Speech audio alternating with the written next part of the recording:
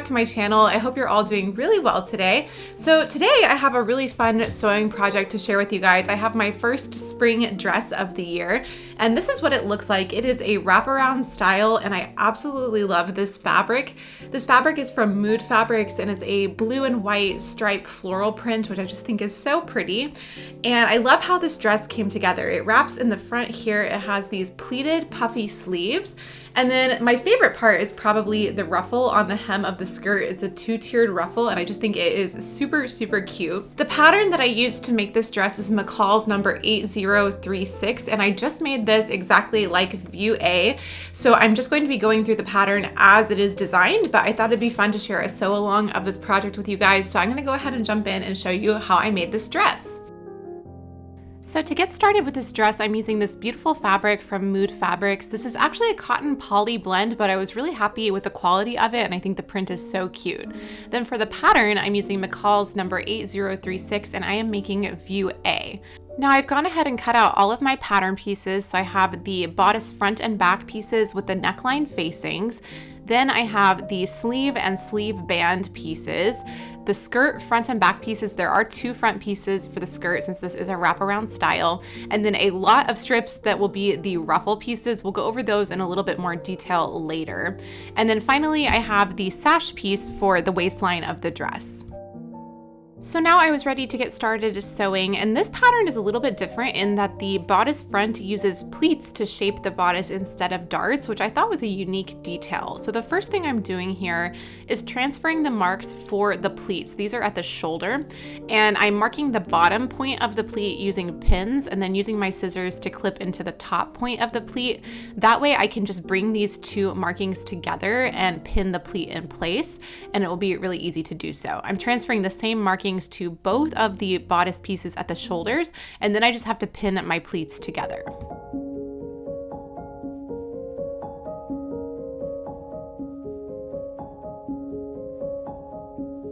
So I'm bringing those two clipped points at the top of the shoulder together and making sure that this tapers down so that those two pins match together exactly. And then I can pin this in place. Now, when I sew the pleat in place, I will sew straight down along where I pinned, and that's about 2 inches down into the shoulder. And then I will just baste across the top to make sure that everything is nice and secure. And here you can see this a little bit more closely. I will be stitching right along this line, and then when I open this out, I will flatten the pleat down and top stitch across the top using some basting stitches.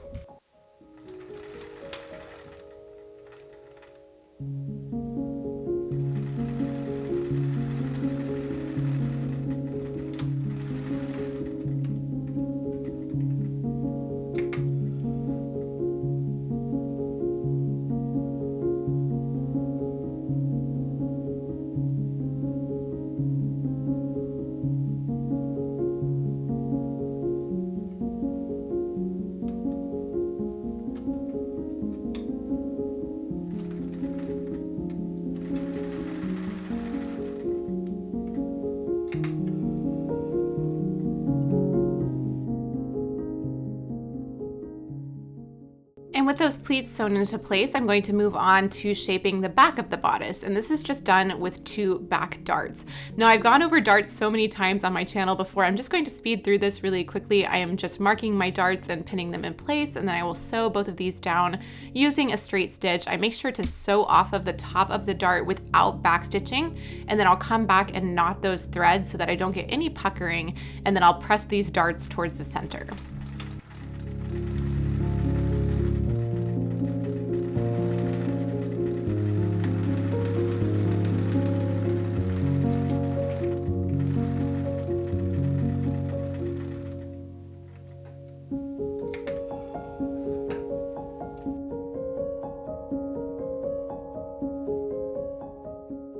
Now I'm going to give all of my pleats and darts a quick press, and then I'm ready to assemble the bodice.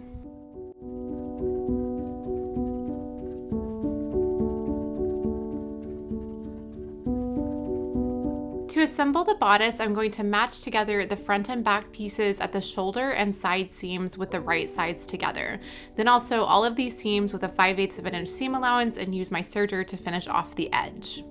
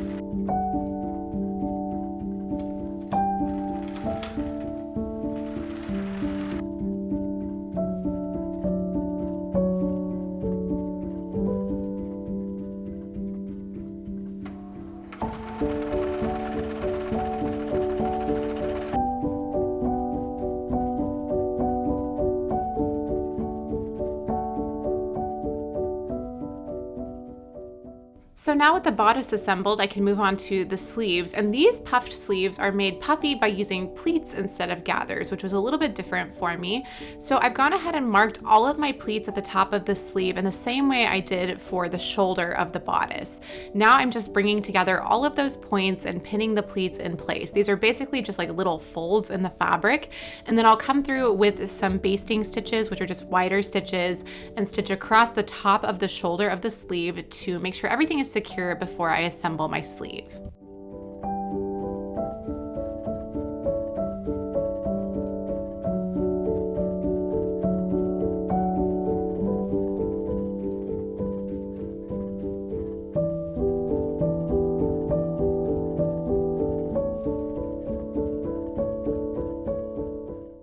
And then while I'm at the sewing machine, I'm going to go ahead and sew the side seam of the sleeve. So I'll just place the sleeve together with the right sides together and sew along the side seam and use the serger to finish the edge.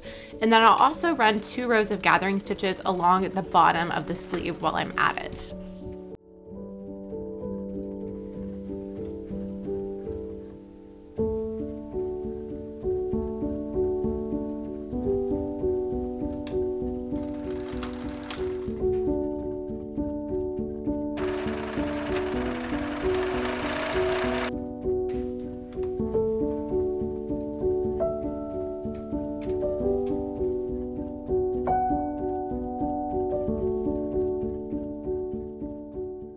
So to finish off the bottom of the sleeve, I'm going to take my sleeve band piece and fold this together with the right sides together to sew the side seam. I'm going to sew this down with a 5/8 of an inch seam allowance and then trim away the excess fabric and press the seam open. Now working with one edge of the sleeve band, I'm going to fold this in about 5/8 of an inch and press this down almost like I'm hemming it. And this is just going to give a really clean finish on the inside of the sleeve in a few minutes. Now with that done, I'm ready to attach the sleeve band to the sleeve. So I'm going to go ahead and pull up my gathering stitches at the bottom of the sleeve to give this nice puffy shape. And then I'll adjust these to fit to the sleeve band. I'm going to match these together with the right sides together, making sure that the non-folded edge of my sleeve band is what I'm matching to the sleeve.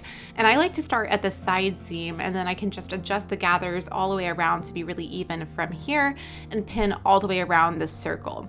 Then I'll sew all of this down with a 5/8 of an inch seam allowance.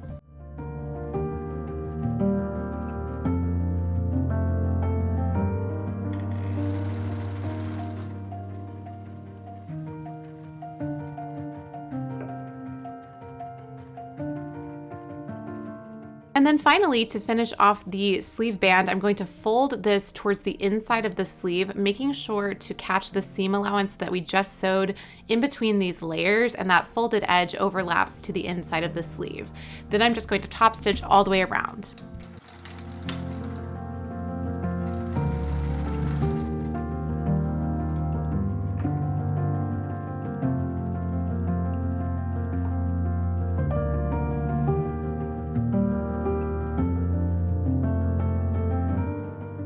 So now it's time to attach the sleeve to the bodice. So I'm going to set the sleeve into the armhole, and I like to start by matching up the side seam of the sleeve to the side seam of the bodice with the right sides together, and then I can just pin this in place. Now because we pleated the sleeve instead of gathering it, I have no gathers to adjust, and it should just fit into the armhole really nicely. So I'm just going to pin this in place and then sew it down with a 5/8 of an inch seam allowance and use my serger to finish off the raw edge.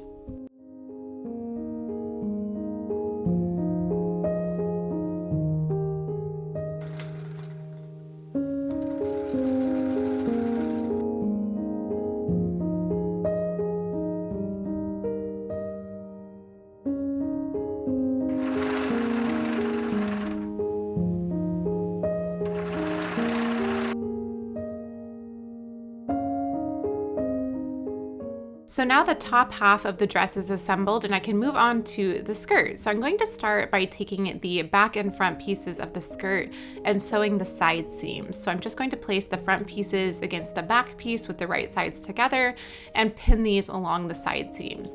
Then I'll sew these down and use my serger to finish the edge.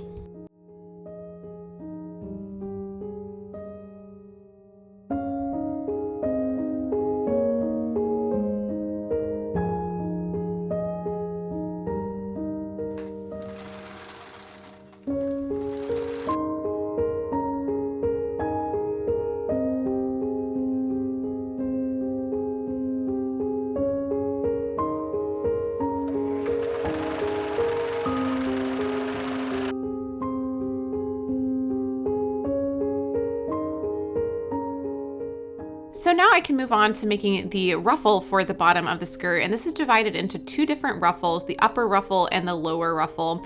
And basically what I'm doing here is sewing together multiple strips of fabric. So for the upper ruffle, there are just 3 strips of fabric, but for the lower ruffle, there are actually 5 strips of fabric. So I'm going to pin all of these together along the little side seams and sew them in place with a 5/8 of an inch seam allowance and use the serger to finish the edge.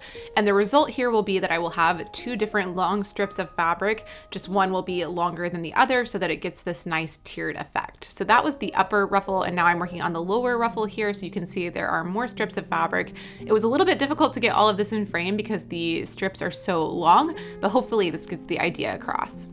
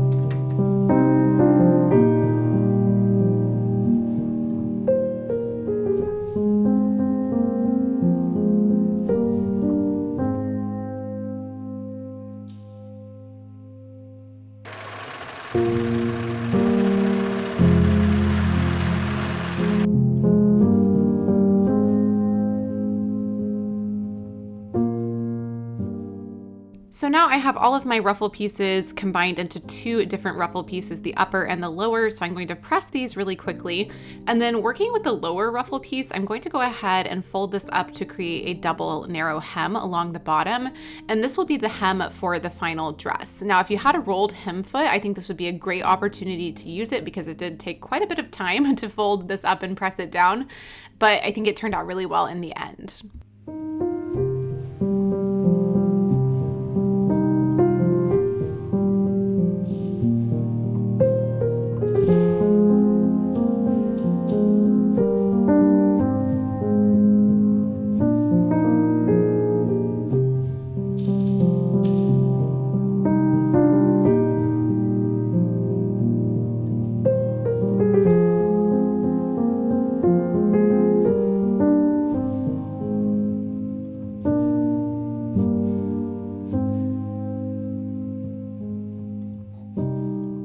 So now I have a few things I can do at the sewing machine. I'm going to start by running 2 rows of gathering stitches along the top of both of the ruffle pieces, and then I can also go ahead and sew down that hem along the bottom of the lower ruffle piece.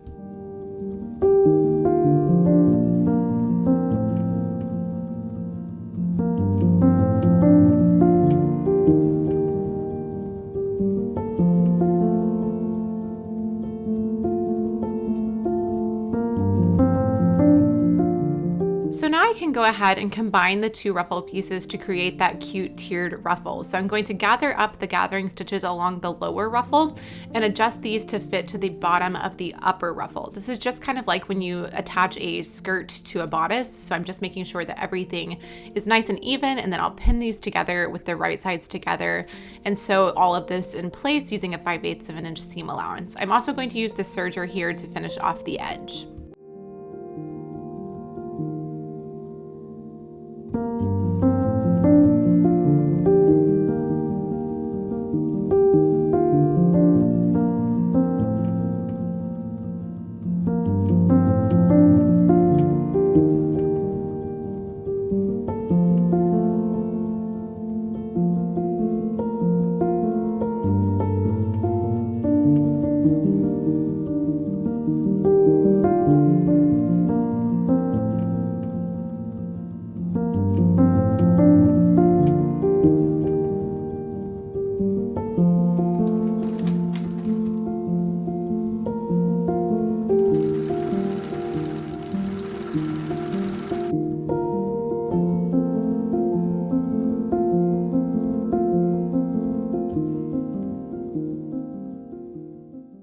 And now one more step with the ruffle. I'm going to go ahead and gather up the top of the upper ruffle now, and I can go ahead and pin this to the skirt with the right sides together and adjust everything to fit in place.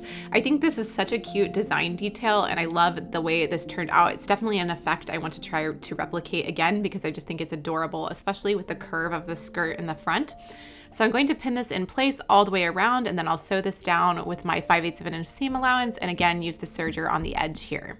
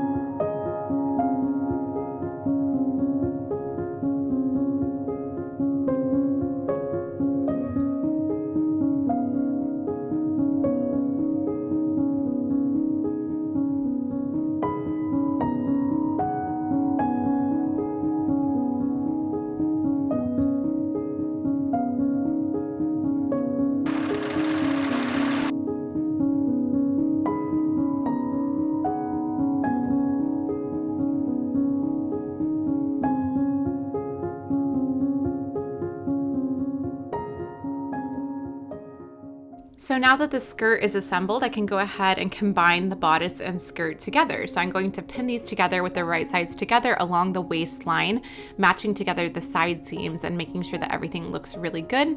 And then I'll just sew this seam and again use the serger to finish the edge.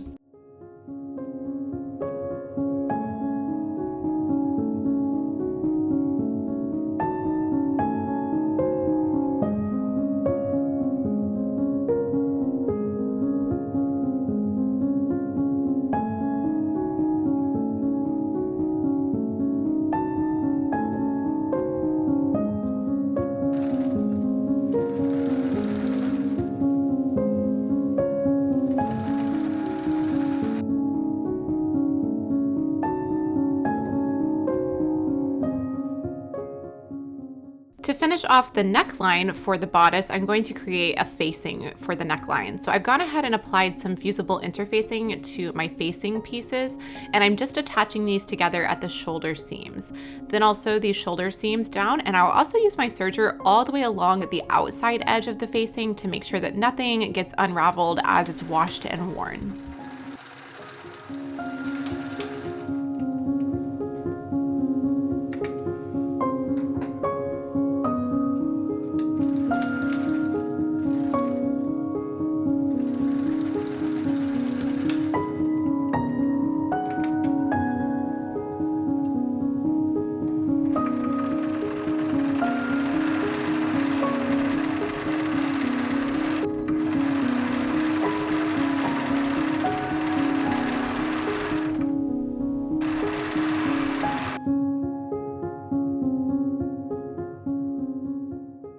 And now I can pin the neckline facing to the neckline. I'm starting at the shoulder seams and then just making sure that everything matches together nicely, keeping the right sides together, and then I'll sew this in place.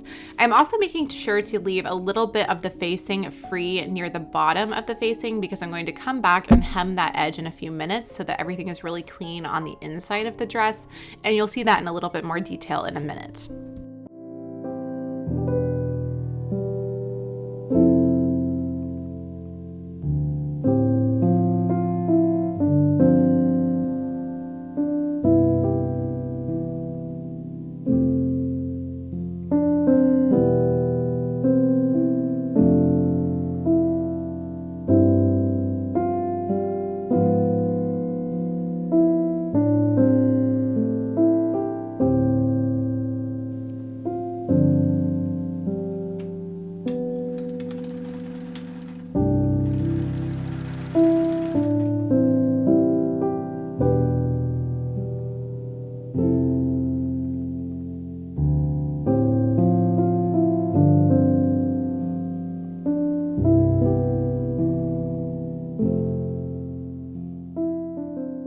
I'm also going to go ahead and understitch this facing. That just means that I am pushing that seam allowance towards the facing, and I'm going to top stitch along the facing as much as possible. This will make sure that everything stays neatly turned towards the inside of the dress.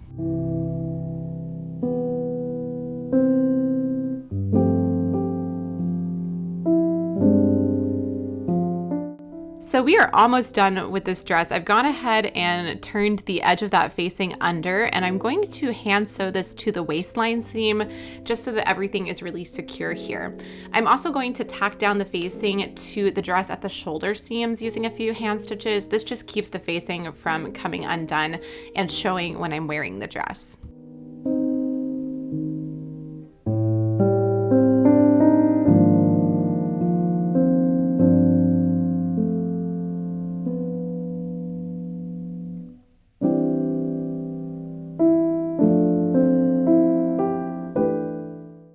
So to close this dress in the front, the pattern recommended using 18-inch long strips of ribbon. I've gone ahead and made these little bias strips just because I wanted it to match to my dress a little bit better, and these are 18 inches long. I'm pinning one to the left side of the dress, the outside of the dress, and then the other one will be pinned into the right side seam. Then I'll sew both of these in place on my sewing machine, making sure that it's really secure because I don't want these coming undone. They're kind of important to the structural integrity of the dress. So I'll sew these in place, and that will be the way that the dress ties to close in the front. And then in a few minutes, I'll add a closure to the other side as well.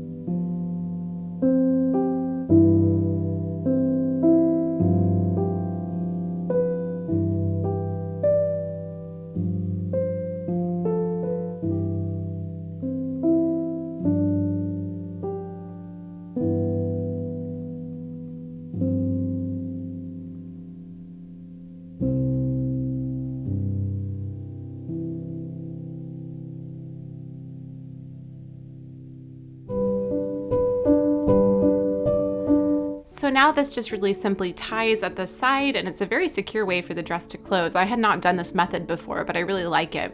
Then for the front, on the front side of the dress, I'm going to attach a hook from a hook and eye. I'll just sew that on by hand.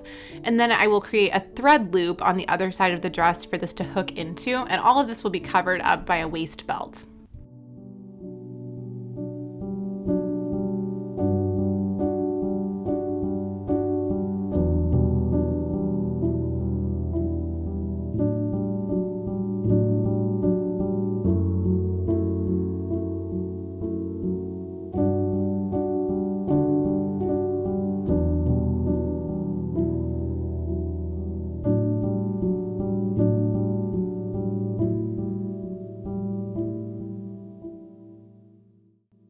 Now here you'll see me sewing my thread loop at the side seam. It was actually meant to be a few inches over. I did this in the wrong place by mistake, but I fixed it later. So just so you know, if you're making this yourself, this is not where this goes.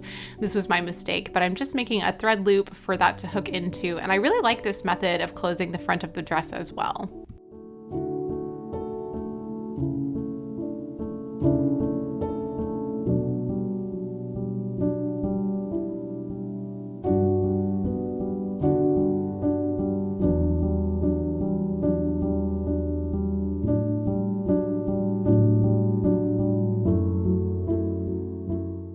So that is the dress done, and all we need now is to make the cute little belt for the waist. So there are two pieces for the belt, and I'm just going to sew the center seam to start and press this open.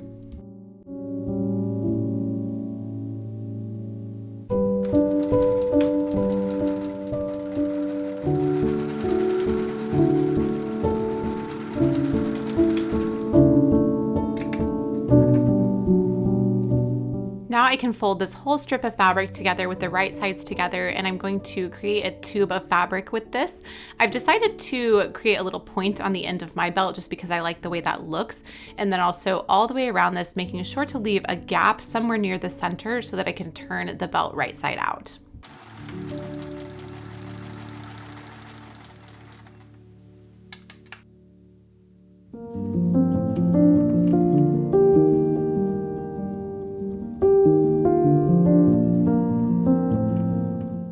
I'm going to trim away some of that excess seam allowance, and then I can turn the belt right side out.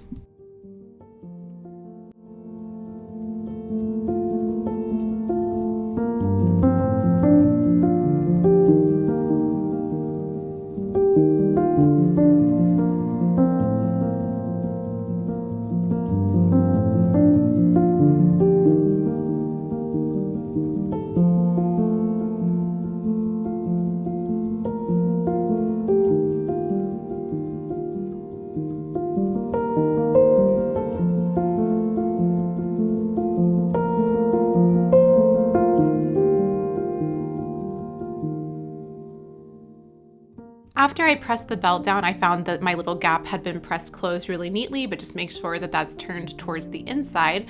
And then with a few hand stitches, I'm going to sew this closed.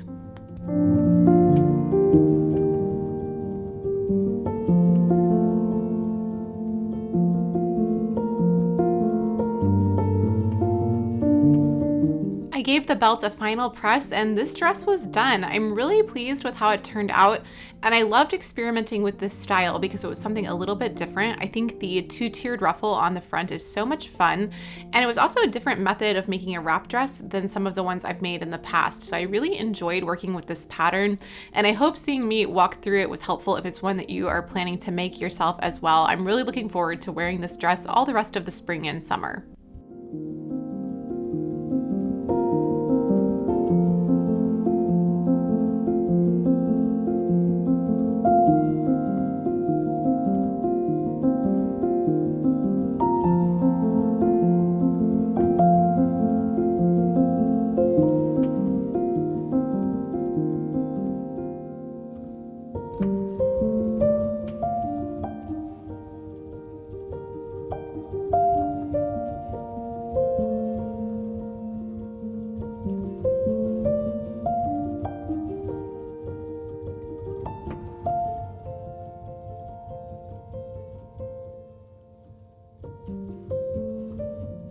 I've already had so much fun wearing this dress this spring. I think it is the perfect thing to pair with white sneakers for a little bit more of a casual look, but it's also pretty easy to dress up as well with some heels, and I just think it's a really fun dress to have in my wardrobe, so I'm really pleased with how it turned out, and I hope you guys enjoyed coming along for the process. If you are new to my channel and you would like to stay tuned for all of my future sewing projects, you can go ahead and subscribe by clicking the red button down below. I would really appreciate it, and that will allow you to stay tuned for all of my future projects.